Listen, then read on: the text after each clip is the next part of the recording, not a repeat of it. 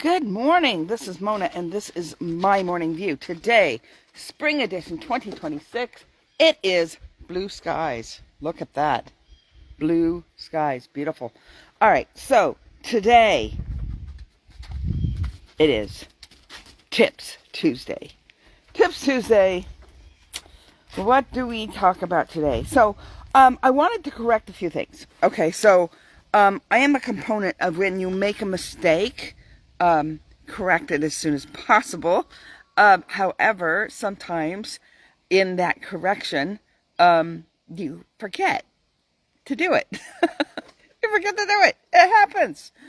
So, like a couple weeks ago, I think it was, I was talking about Joseph. And I said Daniel, repeatedly said Daniel. And as soon as I realized it, after I had finished my video and I was doing my short video on YouTube, by the way, go over to YouTube, Mona E. Harrison, different than my Facebook profile, Mona E. Harrison. You'll see my white hair, you'll see my beautiful face, you'll know you're in the right spot. Subscribe, like, share, comment, both here on Facebook and on YouTube. Get all the bells and whistles, hit the notifications, get them all. It helps the algorithm. All right, and so if you find that what I say here has any value at all, it helps the algorithm. So that's all I got to say about that. Make sure you go over to YouTube, because these videos here only stay on Facebook for 30 days, and then they're gone. So we upload these over to YouTube, and then I do a short 3-minute commercial video for them. So I used to give all the juicy stuff during the 3-minute video. I no longer do that. It's more of a introduction now to have you go over to the video to watch it on fast speed. You don't have to even watch it. You can listen to it while you're doing the dishes, while you're folding laundry, while you're resting. Close your eyes and just listen to it. All right, so on fast speed, you have that option on YouTube. Okay, now that we got the commercial out of the way, so I was doing my 3-minute video and realized that I had said Daniel throughout the entire video when I was talking about Joseph. Two completely biblical individuals. Two completely different stories. Well, they both went into captivity, kind of, in a way. One went into exile in captivity. The other one was sold as a slave by his brothers. But so they both had trials. They both had tribulations. They both had things that they had to go through, valleys that they had to deal with. And yet they were both raised to high levels of political status. All right. Now, I was kind of quick on that one. I went on quickly to put it in the comments that I had made the mistake, relatively quickly, within 24 hours, I believe. It may have been 24 hours, maybe even a little over, because depending on the day. All right. So then, it was relatively quickly. And then I found out that I had made a mistake in talking about Mary, mother of Jesus. No, wrong. See, I made a mistake. I was talking about Rachel, Leah's sister, Jacob's wife, one of his wives. And I have said in the past, now I don't think I said it like way back, I think I gave the right information, because I've been doing this for 10 years. But, it's off the cuff, it's what I'm thinking in my head, it's what I'm remembering in my head. But I know for several Christmases now, because I do the Christmas story, right? And that's why I said Mary, because I'm thinking of the Christmas story. But I was thinking about Bethlehem, and I was thinking about, when the children were slaughtered in Bethlehem, right? When King Herod was like, take them all out. Take all the children, all the boys under 2 years old out. Now, Bethlehem was a small town. Let's say it had, say, 800 people, right? Now, mind you, because of the census, there was a lot of people that came in. But I'm sure there was some people that went out as well, because they had to go to their hometowns as well to do the census. So figure about 1,000 people there, right? In a small town, about 20 acres. And all the children that were born during that time period probably wasn't an immense amount, right? Now, any child killed, any child murdered is bad. It's horrible. It's horrible. But a lot of times we start thinking about it almost like, how Moses, when Moses was, the same thing happened during his time period, right? When he was born and they had to hide him in the bulrushes. Same type of stuff was happening. Egocentric ruler feels threatened that his throne will be taken away, and decides he's going to take out the competition while they cannot fend for themselves. Didn't work out for either one of them, did it? Anyways, so when this happens,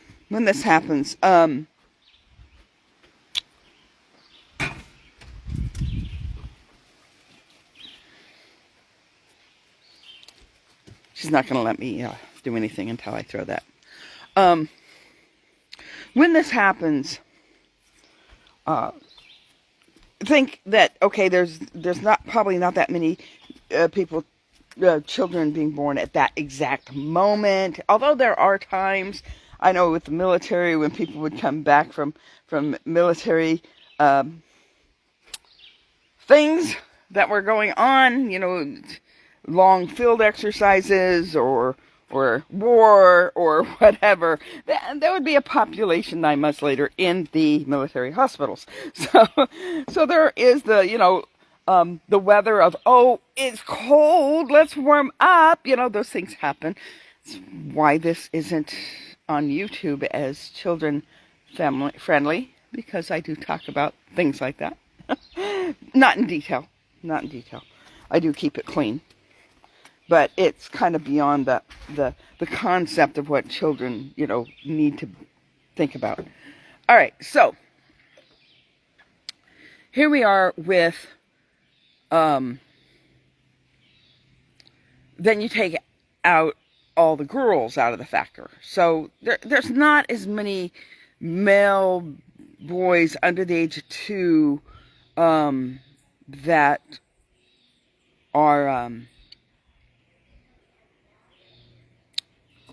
are taken out like we think it would be, right? But like I said, even one is a tragedy. And so with that comes this connection to Rachel. Bethlehem is a town that is from the line of Judah. The line of Judah comes from Leah, not Rachel. So why is Rachel weeping over the loss of her children when this happens in Bethlehem? Okay, so Rachel passed away not in Bethlehem. So my brain was thinking, oh, she passed away in Bethlehem, not that far from the Tower of Migdal, right? Migdal Adar, the tower where the shepherds would watch, and over the fields where the lambs were raised for the temple, and And of course, this happened long before any of that took place, right? Any of those things. But guess what? Wasn't Bethlehem. She died in Ramah. Ramah was a high place.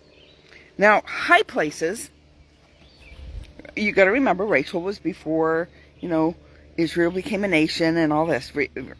It was before they went into Egypt, and then they came out of Egypt and wandered in the wilderness and came into and became a nation, right? So all that wasn't really there at that time, although it may have had some pagan stuff going on, because, well, God's people hadn't settled in the land yet. So, it's a high place, and in the high places, they were known for building altars of sacrifice to pagan gods. And that sometimes involved sacrificing of children. So therefore, this slaughter of children in Bethlehem was being in reference to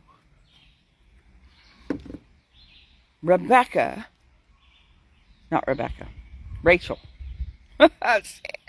See, I still say the wrong names. Weeping over her children.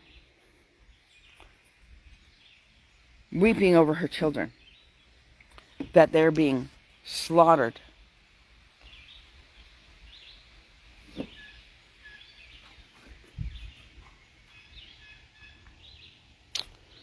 So it's an interesting phrase.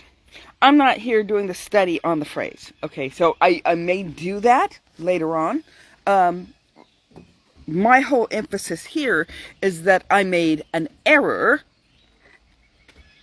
in talking about that Rachel died giving birth to Benjamin, which she did. She died giving birth to Benjamin a couple days later. I said that she passed away in Bethlehem. She didn't pass away in Bethlehem. She passed away in Ramah. All right. So, with that correction has been corrected long time after I said it.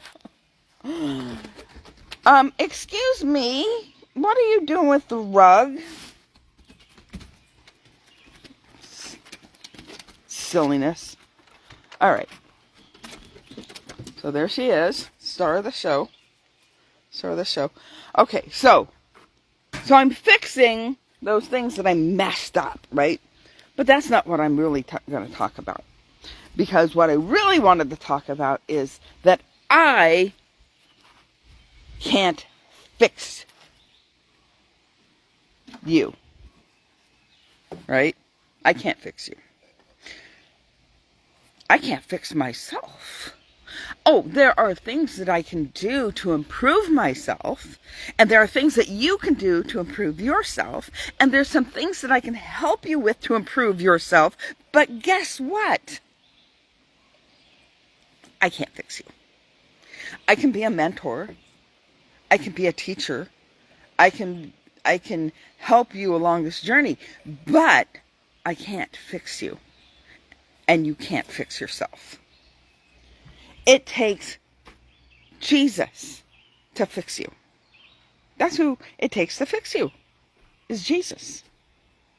Now, mind you, God has put people in our path to help us along that journey. He uses people to fix us.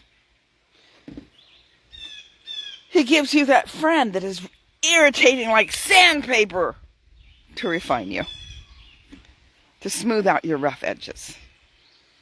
If you allow him to do that, if you allow God to smooth out those rough edges, or you can fight against it. You know, a lot of these people that they say they want out of their life sometimes are in their life for a reason. And they're in their life for a reason because there's something that they need to work on. You're looking at the irritation of the individual. Oh, that person is so irritating.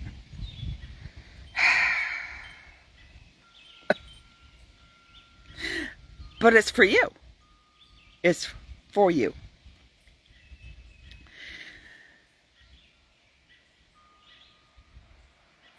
There are people that are put in our way to nag us, to get the let out, to get us to move. And, well, sometimes we don't like that. We'll move on our own terms. We'll move when we want to move. But sometimes we need to move at a time when we don't want to move. When we don't feel like moving. It's when we need to move. And sometimes it takes people to come up behind us and give us a good kick. All right, so there's that.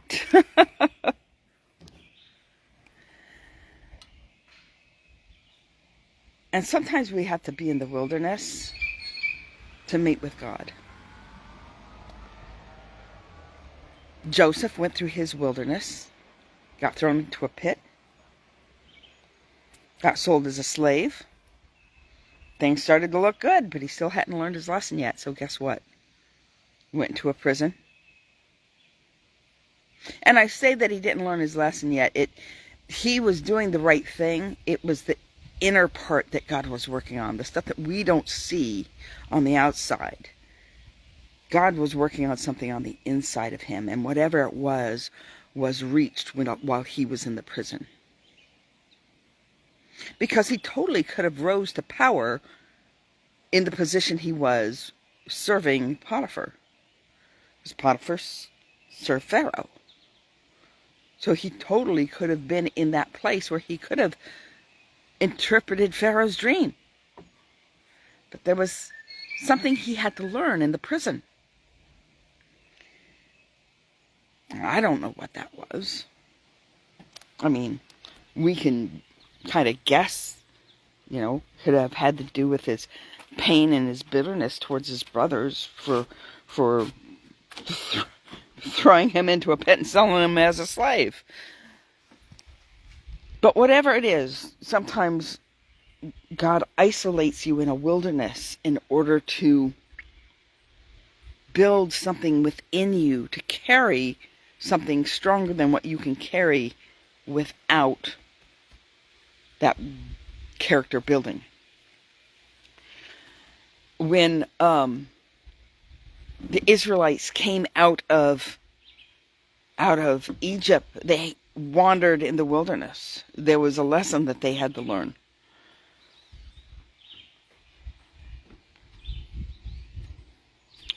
When Daniel was put into exile, he was stripped of all, probably his hopes and dreams, in a way. He was a kid growing up in the palace, probably had high hopes to have a family and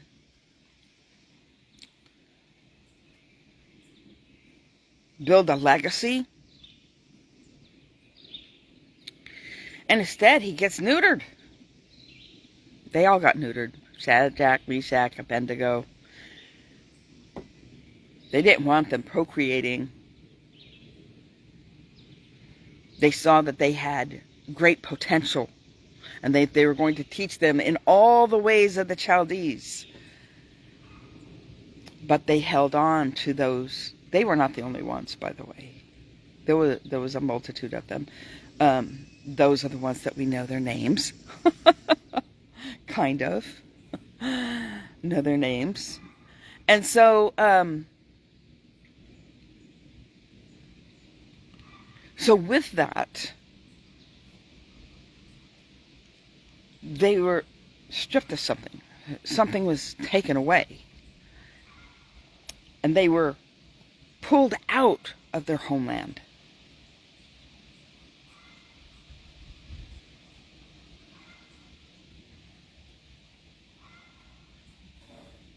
And yet, their character was strong.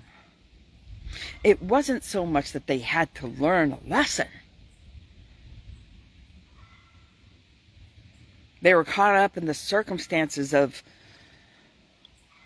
the majority messing things up. God wouldn't have sent them all into exile if it would have been a couple of them being rebellious. He would have just taken care of the rebellious ones. He did at the bottom of the mountain when Moses brought them out. 3,000.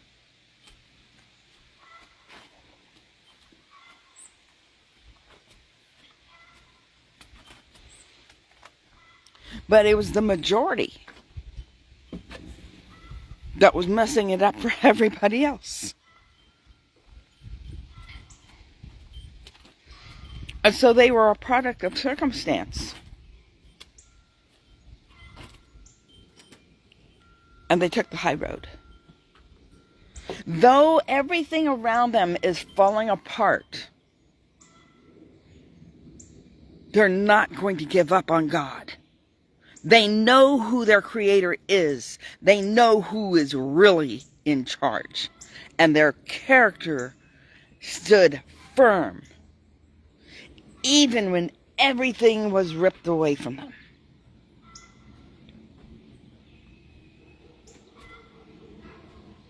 Sure, that wasn't their plan for their life. So, I can't fix you.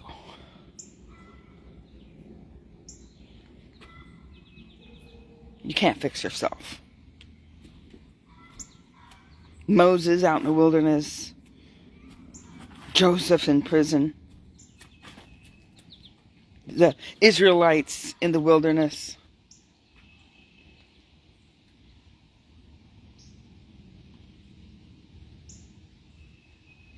A time when we're set apart to contemplate, to think, who is our Creator? Who's really in charge?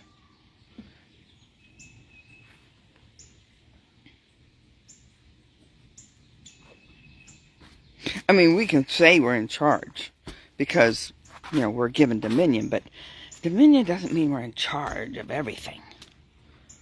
We're not in charge of everything. There are things that we are in charge of, and we don't take charge of that. It reminded me of last week, a young man in my first grade class was getting into trouble. He gets into trouble quite often. Not just by me. And so, he was trying to correct another child. And he comes over and tells me that he tried to tell that child not to run, but they weren't listening to him. And I said, so-and-so, you need to be able to do what you need to do. You focus on what you're supposed to be doing and not what other people are supposed to be doing.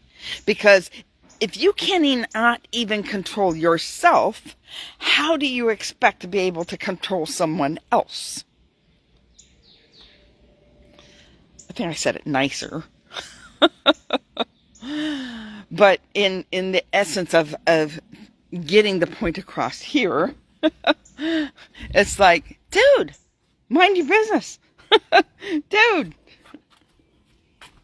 take care of your own thing. What is it that you need to do? Because every day,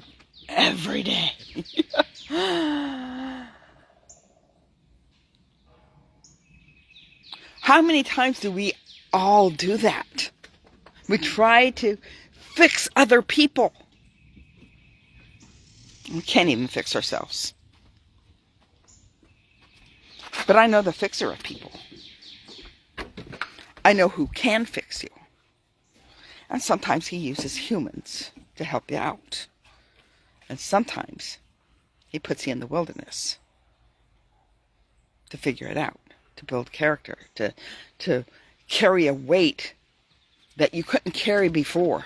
But now you can carry it because you've relied on the Creator, the one who's really in charge. All right, that's all I got for today. Blessings, everybody. Have a great day. I'll see you tomorrow. I can't see my screen, so I'm not sure if there's anybody on right now. Blessings, and see you tomorrow for Wonderful Wednesday. Bye. Don't forget to go to YouTube.